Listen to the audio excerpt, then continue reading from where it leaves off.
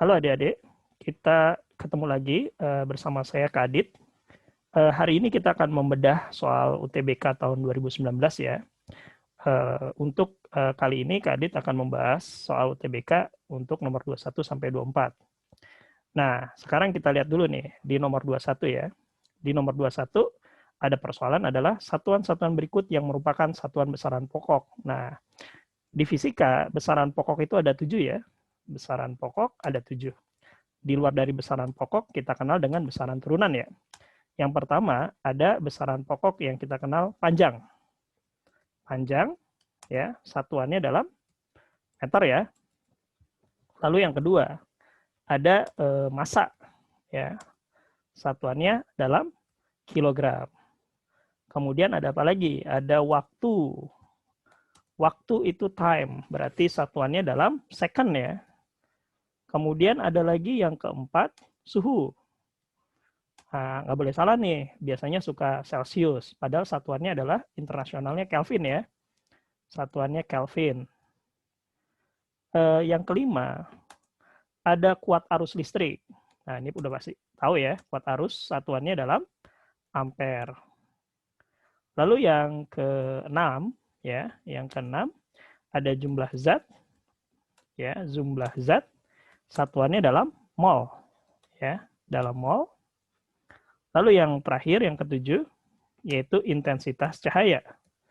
Intensitas cahaya satuannya dalam kandela, dari kata lilin ya, candle, kandela. Nah, berarti selain dari besaran pokok adalah besaran turunan. Nah, kalau kita perhatikan di opsi jawaban ada joule. Nah, ini berarti salah nih ya. Ini adalah satuan dari besaran energi ya. Nah, di sini salah ya. Watt juga tidak ada di besaran pokok, boleh kita coret. Celsius salah ya, harusnya Kelvin. Joule salah. Kemudian di sini Newton satuan gaya ya, turunan berarti jawabannya yang E. Udah ya? Oke. Nah, sekarang kita lihat di nomor 22 ya. Kita lihat di nomor 22. Di nomor 22, kita baca dulu soalnya ya. Sebuah bola berada di tepi sungai ya. Sebuah bola berada di tepi sungai selebar 4 meter. Nah, oke, yang dimaksud lebar yang ini ya. Ini lebar sungainya. Nah, di sini lebarnya biasanya sih kalau horizontal kita sebut dengan X-nya ya. 4 meter. Nah, ini lebarnya. Lebar sungainya 4 meter. Perbedaan tinggi antara kedua sisi sungai tersebut adalah 15 cm. Nah, ini kita kenal dengan Y ya. Ini arah Y-nya. Oke, kemudian jika bola dipukul mendatar dan gravitasi 10 meter per sekon kuadrat, yang ditanya adalah berapakah besar kelajuan minimum yang diberikan pada bola agar tidak jatuh ke sungai. Berarti artinya nanti kita pengen memberikan kecepatan pada bola ini dalam arah horizontal atau mendatar katanya. Nah, di sini kita inginkan minimum, berarti minimal dia apa? Tidak jatuh ke sungai, berarti minimal dia tepat jatuh di mana? Tepat jatuh di tepi, ya, tepi sini ya. Oke, nah ini kalau kita lihat dari jenis gerakannya, ini adalah kita kenal dengan apa? Ini gerak setengah parabola, ya, gerak setengah parabola. Oke, gerak setengah parabola ya. Nah kalau kita lihat apa sih gerak setengah parabola? Dia itu perpaduan gerak ya, di mana arah horizontalnya itu GLB, karena tidak ada yang mempercepat dan memperlambat benda ini. Sedangkan kalau arah vertikalnya kan ada gravitasi ya, maka arah vertikalnya ini berarti GLBB karena gravitasi mempercepat bola ini, gitu ya. Berarti arah vertikal adalah GLBB, arah horizontal tidak ada yang mempercepat dan tidak ada yang memperlambat, berarti GLB. Nah, baik. Nah, dari sini berarti kita bisa klasifikasi gerakannya menjadi dua, ya. Yang pertama yaitu gerak horizontalnya dulu ya. Gerak horizontalnya itu tidak ada yang mempercepat dan memperlambat. Berarti gerak horizontalnya adalah GLB. Karena GLB, maka mencari jarak yang ditempuh bola dalam arah horizontal, yaitu apa? X sama dengan V di horizontal, yaitu V0 ya, dikali T. Nah, ini dia, ini rumus GLB. Tetapi, kalau kita mau cari perpindahan dalam arah vertikalnya, karena bola bergerak dalam dua arah, arah horizontal dan vertikal, maka dia punya perpindahan vertikalnya. Nah, untuk vertikalnya karena dia itu mengalami gerak dipercepat, maka gerakan jenisnya adalah GLBB. Tetapi kalau kita perhatikan bola ini dilempar horizontal. Berarti kecepatan awal vertikalnya tidak ada ya. Fenol Y-nya tuh 0 berarti. Sehingga perpindahan vertikalnya atau ketinggian yang ditempuh bolanya adalah dirumuskan rumus GLBB ya. Fenol Y dikali T ditambah setengah GT kuadrat. Nah, kalau adik-adik perhatikan, di sini kan fenol Y-nya 0 ya. Berarti bisa kita ganti jadi 0 dikali T 0. Sehingga menyisakan setengah GT kuadrat. Nah, oke, sekarang coba kita kerjakan soalnya dengan menggunakan rumus gerak setengah parabola. Oke, diketahui di sini X-nya 4 meter. Y-nya 15 cm atau 0,15 meter ya. Maka untuk mencari kelajuan minimumnya, kita butuh T. Kita cari dari gerak vertikal, karena Y-nya sudah ada, kita bisa dapat T-nya. Yaitu apa? Y sama dengan setengah GT kuadrat. Nah, di sini Y-nya 0,15 ya.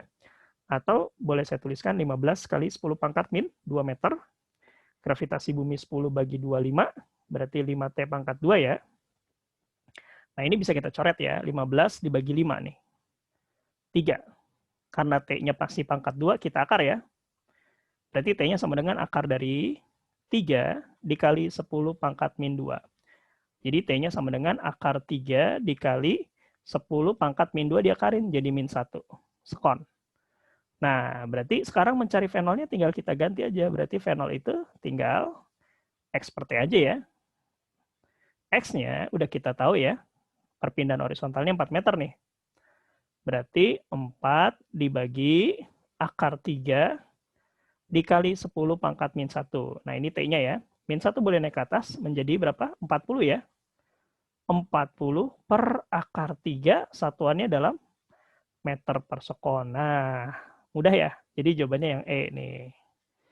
Asal kita kuasain konsepnya, maka soal fisika akan terasa mudah ya. Baik, sekarang kita lihat di persoalan di nomor 23. Nomor 23, kita lihat di sini. Nah, ini kita baca dulu soal ini untuk soal nomor 23 dan 24 ya. Suatu balok bermasa 2 kg berada pada suatu rel ganda datar dan licin mengalami gaya konstan katanya. Gaya konstannya 10 Newton dengan arah seperti ditunjukkan pada gambar. Kecepatan pada saat T0 adalah 2 meter ke arah kiri. Selama pergerakannya, balok mengalami gaya normal. Oke, kita gambar ulang ya. Di sini ada balok. Oke. Kemudian di sini, diberi gaya dalam arah miring ya. Diberi gaya dalam arah miring nih. Oke, diberi gaya dalam arah miring. Di sini dikasih tahu F-nya 10 Newton ya. F-nya ini 10 Newton nih. Membentuk sudut berapa nih? Membentuk sudut 60 derajat ya. Membentuk sudut 60 derajat terhadap arah vertikal. Nah, di sini 60 derajat katanya. Nah, karena ditanya gaya normal, kita gambarin seluruh gaya yang bekerja pada benda ini ya. Oke, pertama karena dia punya massa berarti punya berat ya. Kita gambarin beratnya arahnya ke arah bawah ya. Oke, beratnya ke arah bawah. Karena berat itu massa dikali gravitasi, massanya 2 kali 10, 20 Newton ya. Kemudian ada gaya normal, balok menekan lantai, lantai menekan balok ke arah atas. Nah, ini namanya gaya normal. Arahnya kemana? Tegak lurus bidang. Nah, ternyata F ini masih miring ya. Maka kita proyeksi gaya-gaya yang masih miring menjadi 2 gaya, yaitu gaya apa? Ke arah X, ya kan? Nah, ini dia, ini ke arah X. Namanya Fx ya. Sama ke arah Y. Kita kenal dengan istilah namanya Fy. Gitu. Nah, ini dia, ini Fy-nya. Oke, ini Fy. Ini Fx. Kalau kita perhatikan di sini 60 berarti di sini juga 60 derajat. Ya, jadi di sini 60 derajat. Nah, berarti karena kita lihat di sini ya, Fy ini sisi apa? Samping ya. Ini sisi samping nih. Nah, ini sisi depan. Ini sisi miring. Ini juga berarti Fx depan ya.